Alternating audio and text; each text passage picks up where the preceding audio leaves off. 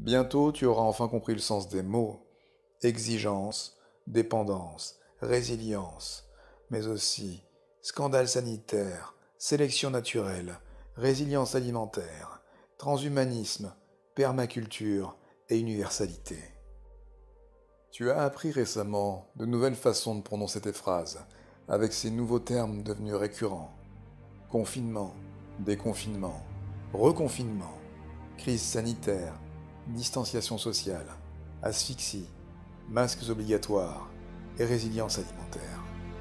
Le début d'une nouvelle désillusion que tu as pris le temps d'accepter pour protéger ton semblant de vie, peut-être à force de faire semblant de vivre jusqu'ici. Tu as appris à respecter ta propre docilité avec ces attestations que tu t'écrivais à toi-même pour cultiver et maintenir ton propre asservissement. Tout ça pour t'autoriser à sortir de ton propre enfermement.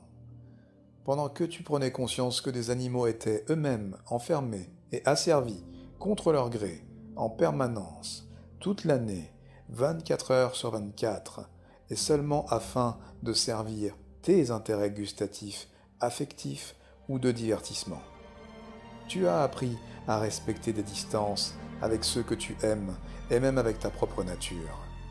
Tu as appris récemment ce que pouvait signifier la fermeture des frontières.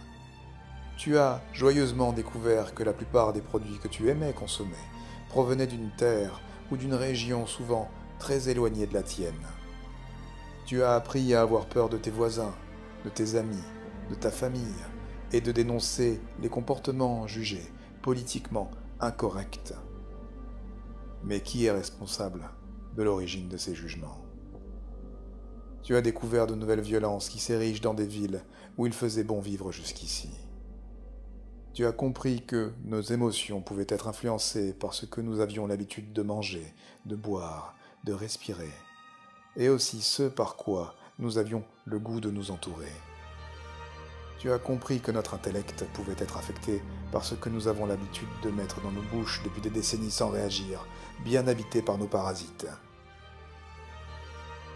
Tu as appris une fois de plus à porter un masque par-dessus celui que tu portais déjà. Tu as compris que nous étions trop intoxiqués pour rester lucides. Tu as découvert que nous pouvions nous énergiser et modifier nos cycles physiologiques en apprenant simplement à mieux respirer. Tout ça pour découvrir qu'il est indigne de tenter de s'oxygéner sous un masque, peu importe sa forme, sa norme ou sa configuration. Dis-moi, tu en as appris des choses pendant que tu étais confiné. Tu as compris que nous pouvions vivre à deux dans de tout petits espaces.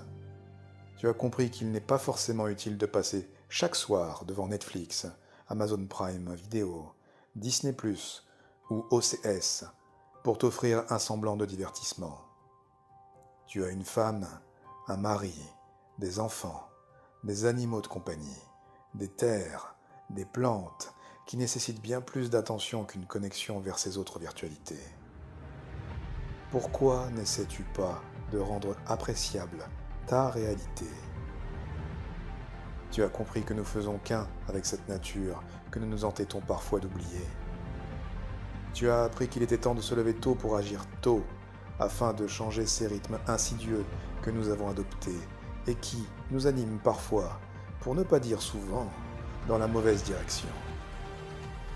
Tu as appris que nous pouvions vivre seuls plutôt qu'à deux. Puis tu as appris qu'il valait mieux vivre à deux que de poursuivre sa vie seule. Tu as compris que les paradoxes étaient des constituants indispensables et indiscutables de nos vies, de nos existences, de notre univers. Tu as appris à méditer sur la vacuité et désormais tu en as compris son importance. Tu as appris qu'il vaut mieux rester authentique et t'entourer de tes pairs plutôt que de jouir de ces incessantes futilités sociales parmi celles et ceux qui font semblant de te ressembler. Tu as compris que tu pouvais vivre en totale autonomie alimentaire, et pourquoi pas en totale autonomie énergétique, mais qu'il sera difficile d'y parvenir seul. Évidemment, tu as besoin des autres. Les autres ne sont pas que des reflets, ils font aussi partie de nous.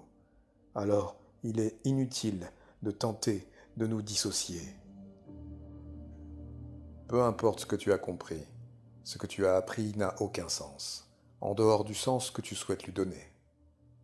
Nous le savons, nous avons réussi à parcourir notre intérieur et à oublier certaines de nos peurs, celles mêmes qui nous empêchaient d'être nous-mêmes ici-bas, celles qui nous empêchaient d'agir avec cohésion avec ce que nous sommes, avec ce que nous voulions. Chacun d'entre nous peut agir, peu importe là où il se trouve, et sur sa propre échelle de mesure. Nous sommes tous les rouages de notre monde, de notre système si habilement créé avec ses insidieuses mécaniques. À nous de les articuler dans de meilleures directions. Peu importe où nous nous trouvons, peu importe ce que nous avons fait jusqu'ici, nous pouvons tout changer. Il suffit que nous le décidions. Nous avons parfois admis que tous ces combats que nous menons ne semblent prendre un sens que lorsqu'ils nous divisent. Mais pourquoi ? Nous avons découvert qu'un monde mis à l'arrêt pouvait nous faire grandir ou bien nous donner une autre opportunité de nous diviser. Nous avons appris que les messages les plus influents pouvaient parfois venir de la bouche de nos humoristes, qui savent nous faire prendre conscience avec légèreté ce que nous ne savons pas affronter avec dignité. Nous savons que certains de nos grands décideurs nous mènent en bateau, et visiblement nous aimons naviguer dans ces eaux troubles dessinées pour nous. Bientôt, nous n'aurons plus de coraux sous nos océans. Bientôt, nous n'aurons plus de requins pour les nettoyer. Bientôt, nous manquerons d'abeilles sur nos territoires pour coloniser nos flores les plus précieuses. Bientôt, nous apprendrons que des enfants mineurs s'équipent chaque jour d'armes à feu pour protéger leur famille et leur communauté, ici et ailleurs. Bientôt, nous serons les naufragés d'une espèce en perdition, en tous les cas, en régression. Mais nous le savons déjà, alors ce n'est pas bien grave. Ici, nous n'apprenons rien de plus. Nous avons réalisé que nous avons érigé des commerces non nécessaires autour de besoins non essentiels. Ces mêmes enseignes qui, pourtant, nous donnent le sentiment qu'ils nous sont utiles. Nous avons compris que le maquillage était une source de conformisme inutile pour satisfaire et frustrer, jusqu'à la corruption personnelle de ce que l'on pourrait nommer des attributs physiques. Nous avons appris que nous n'avions pas besoin d'acheter tous ces produits dits de consommation courante, parce qu'en réalité, il n'est pas courant de devoir les consommer. Nous avons réalisé qu'il était inutile de posséder autant de vêtements, de chaussures, d'enceintes nomades ou autres objets connectés, alors même que nous ne pouvions tout simplement pas nous toucher ni nous approcher les uns les autres, pour simplement nous faire un câlin et nous embrasser. Et même si nous avions appris à apprécier notre solitude, nous ne pourrons pas perdurer dans l'individualisme aigu dans lequel nous avons tous baigné jusqu'ici. Pour beaucoup d'entre nous, nos pyjamas suffisaient. Nous portions évidemment les mêmes vêtements chaque semaine sans nous inquiéter d'un éventuel renouvellement de notre éphémère apparence. Suivre la mode était inutile. Nourrir ces industries était inutile. Oui, nous avons fait du bien à la planète. Oui, nous avons fait du bien à certains de nos écosystèmes. Mais était-ce suffisant? Et à quoi ça a servi? Qu'avons-nous compris de ces constats? Dis-moi, toi, que vas-tu changer demain? Il est désormais temps de s'éveiller et de devenir libre d'être en conscience. La cupidité de l'homme est responsable de bien des guerres. Ta vie actuelle demeure la tienne et c'est la seule que tu possèdes. Alors, fais-en ce que tu veux, mais fais-le. Fais de ta vie ce que tu veux qu'elle soit, avant qu'un autre décide de ce qu'il en fera. Bientôt, notre monde aura changé.